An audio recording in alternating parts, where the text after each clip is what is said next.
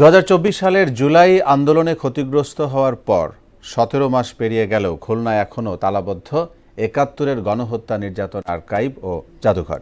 বিজয়ের মাসে যখন স্বাধীনতার ইতিহাস স্মরণ করার কথা, তখন দক্ষিণ এশিয়ার একমাত্র গণহত্যা জাদুঘর বন্ধ থাকায় হতাশ তরুণ প্রজন্ম।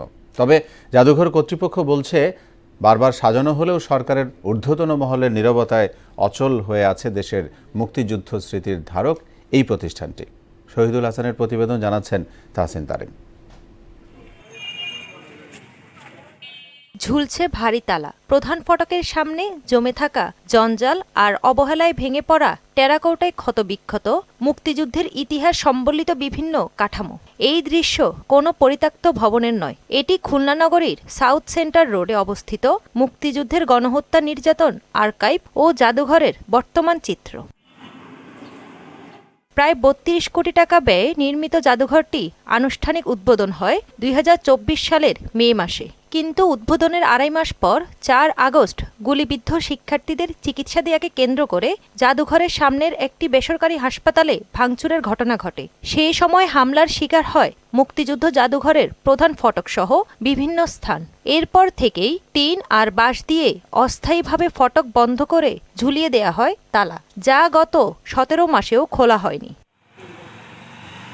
ফটকের ভেতরেই বন্দী হয়ে আছে ইতিহাস, যেখানে আছে মুক্তিযুদ্ধ ও গণহত্যা শহীদদের হাতে লেখা চিঠি, রক্তমাখা পোশাক, যুদ্ধের অস্ত্র, রাজাকার ও সহযোগীদের কাছ থেকে উদ্ধার করা নির্যাতনের ভয়াবহ সরঞ্জাম সহ মোট 192 ধরনের অমূল্য নিদর্শন। যার কারণে আমরা অনেকেই এসব স্মৃতি সম্পর্কে জানতে পারছি না। পাকিস্তানি বর্বর সরকার ওই তৎকালীন ইয়াহিয়া খানের সরকার যে আমাদের হত্যাযজ্ঞ চালিয়েছে, এই সম্পর্কে আমাদের যথেষ্ট পরিমাণ জানা উচিত। এইটা সংস্কার করে পুনরায় সঠিকভাবে চালু করার জন্য যাদের আত্মত্যাগ ও জীবনের বিনিময়ে দেশ স্বাধীন হয়েছে, তাদের ইতিহাস এভাবে তালাবদ্ধ রাখা জাতির জন্য লজ্জাজনক বলে মনে করছেন সংশ্লিষ্টরা। মুক্তিযুদ্ধের স্মৃতিচিহ্ন সংরক্ষণ করা হয়েছে, তো আমরা চাই মুক্তিযোদ্ধা হিসেবে এই জাদুঘর খুলে দেওয়া হোক। এই জাদুঘর আগামী প্রজন্মের জন্য যারা ইতিহাস জানতে পারে। সরকারের সংস্কৃতি মন্ত্রণালয়ের সদিচ্ছা লাগবে, জাতীয় জাদুঘরকে নির্দেশ দিতে হবে, খুলনার ডিসিকে এ ব্যাপারে সক্রিয় হতে হবে। তবে সরকারের সঠিক নির্দেশনা ও সহায়তা পেলে প্রতিষ্ঠানটি দ্রুত খুলে দিয়ে সকলের জন্য উন্মুক্ত করার প্রচেষ্টার কথা জানিয়েছেন জেলা প্রশাসক। আমরা সরকারের ডিরেকশনের অপেক্ষায় আছি। মুক্তিযুদ্ধ বিষয়ক মন্ত্রণালয় বলেন অথবা সংশ্লিষ্ট কালচারাল মিনিস্ট্রি বলেন, তারা আমাদেরকে বিষয়টি নোটিশে নিয়ে যখন ডিরেকশন দেবে আমরা সেই অনুযায়ী কাজ করব।